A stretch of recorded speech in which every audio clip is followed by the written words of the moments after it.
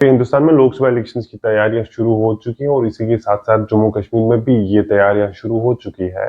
लेकिन ये इलेक्शन अभी माना जा रहा है कि इंडिया अलायंस और एनडीए के बीच लड़ा जाएगा, लेकिन कश्मीर में इस हवाले से क्लैरिटी में बहुत कमी है, क्योंकि पीपल्स डेमोक्रेटिक पार्टी वो भी इस इंडिया अलायंस का हिस्सा है, नेशनल कॉन्फ्रेंस भी इस अलायंस का हिस्सा है। लेकिन जब कश्मीर हम वापस चले जाते हैं और वहां इलेक्शन में सीट शेयरिंग का हाल देखते हैं, तो उससे कुछ समझ ही नहीं आ पा रहा है कि वाकई इस अलायंस का हिस्सा कौन है।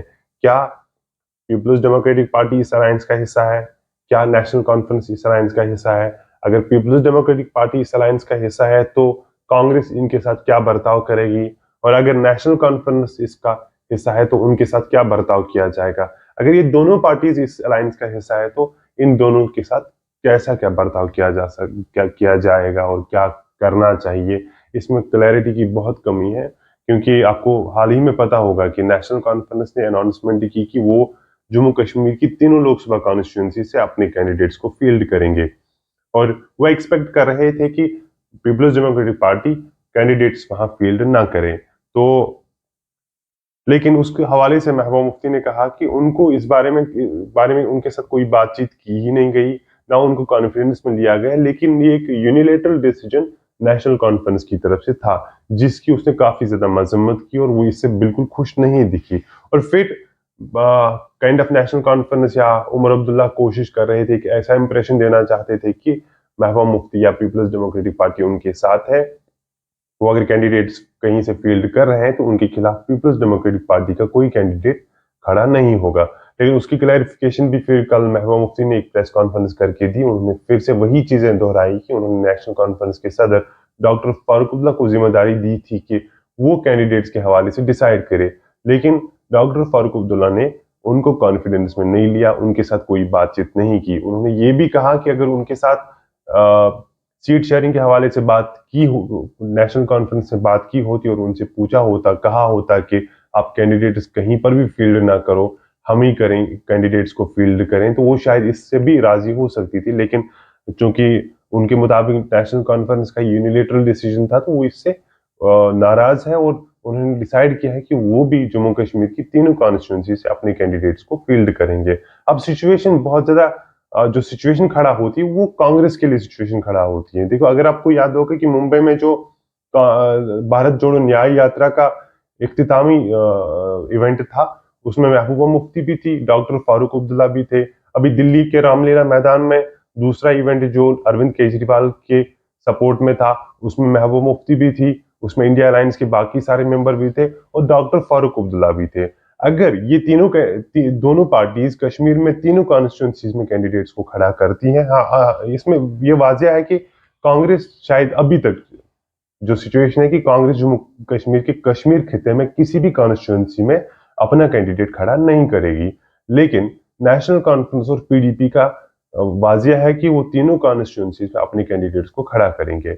अब अगर ये तीनों कॉन्स्टिट्यूंसीज में अपने कैंडिडेट्स खड़ा करेंगे तो कांग्रेस के लिए सिचुएशन खड़ा होती है कि वो किस के कैंडिडेट को किस कॉन्स्टिट्यूंसी में सपोर्ट करेंगे, वो अब देखना होगा। नेशनल कॉन्फ्रेंस इसके लिए बहुत आगे चल रही है, क्योंकि अगर आपको याद होगा कि 2 दिन पहले ही जम्मू रीजन में कांग्रेस के कैंडिडेट अपने लिए कैंपेन कर रहे थे, डॉक्टर फारूक अब्दुल्ला वहां पहुंच गए, उनके लिए कैंपेन करना स्टार्ट कर दिया। तो वो काइंड ऑफ एक ऐसा इंप्रेशन देना चाहते हैं कि इंडिया अलायंस में जो कांग्रेस पार्टी है, जिनका स्टेक जम्मू कश्मीर में है, वो उनके साथ है, वो पीपल्स डेमोक्रेटिक पार्टी के साथ नहीं है। लेकिन वहीं कांग्रेस एफर्ट नहीं कर पाएगी कि वो महबूबा मुफ्ती को ऑफेंड कर सके। तो अब सिचुएशन फिलहाल के लिए कांग्रेस के लिए बहुत टफ सिचुएशन खड़ा हो चुकी है। और वहीं अगर हम कैंडिडेट्स की बात करें, साउथ कश्मीर से नेशनल कॉन्फ्रेंस ने मियां अल्ताफ को अपना कैंडिडेट नामजद किया है, और पीपल्स डेमोक्रेटिक पार्टी से अभी तक लास्ट इलेक्शन भी महबूबा मुफ्ती ने लड़ा, और आज भी चांसेस है कि वो खुद ही वो इलेक्शन लड़े। और गुलाम नबी आजाद भी वहां से लड़ रहे हैं।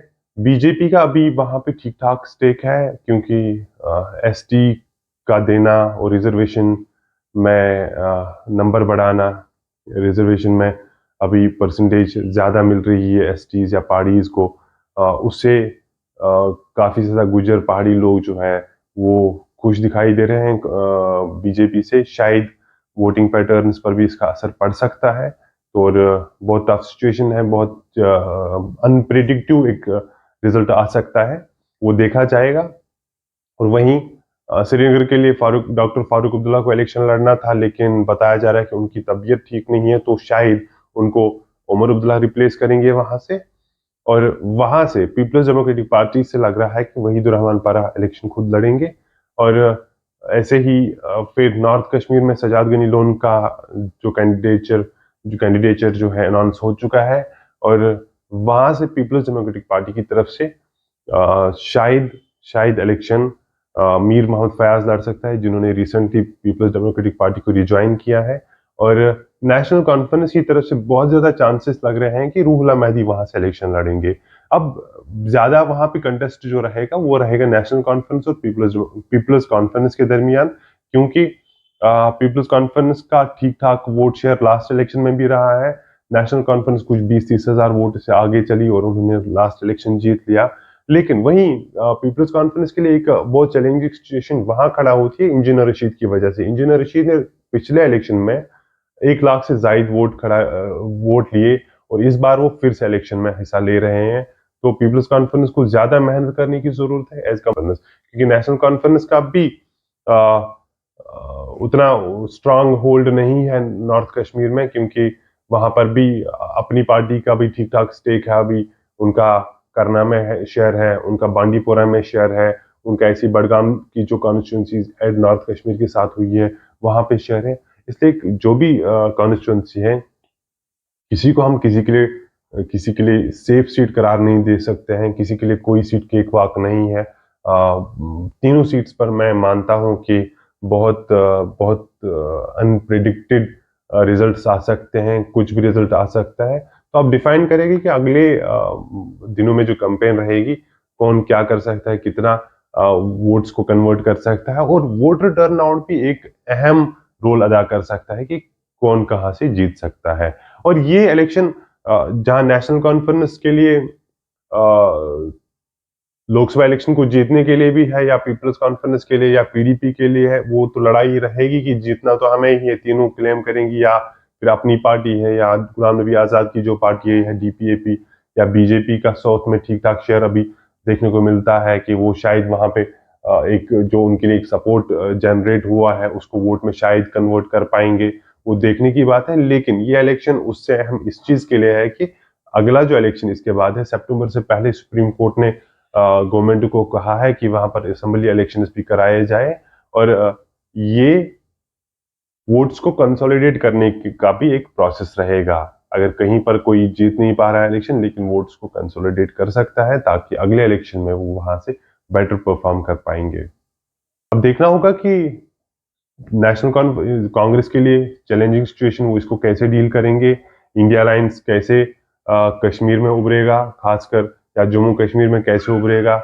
और फिर सबसे बड़ा जो मुद्दा है, जो मुल्क का मुद्दा है, वो है इंडिया अलायंस और एनडीए के बीच का इलेक्शन है। डिफाइन ये होगा कि क्या नरेंद्र मोदी अभी तीसरी बार के लिए ऑफिस संभाल पाएंगे, या कांग्रेस की न्याय यात्रा, भारत जोड़ो न्याय यात्रा, भारत जोड़ो यात्रा, दो यात्राएं की, कई सारी कहीं और इनिशिएटिव्स ले लिए फॉर एग्जांपल। और कर्नाटका में उन्होंने पावर रिटेन किया, ऐसे ही तेलंगाना में उन्होंने पावर में आ गए, सरकार उनकी वहां पे बनी। तो ये सारी चीजें कैसे इम्पैक्ट करेंगे, या सारी पार्टीज का एक साथ होना ये कैसे अब लोगों के वोटिंग पैटर्न्स को इम्पैक्ट करेगा, वो भी सबसे बड़ी और इंटरेस्टिंग देखने की चीज रहेगी इस इलेक्शन के लिए।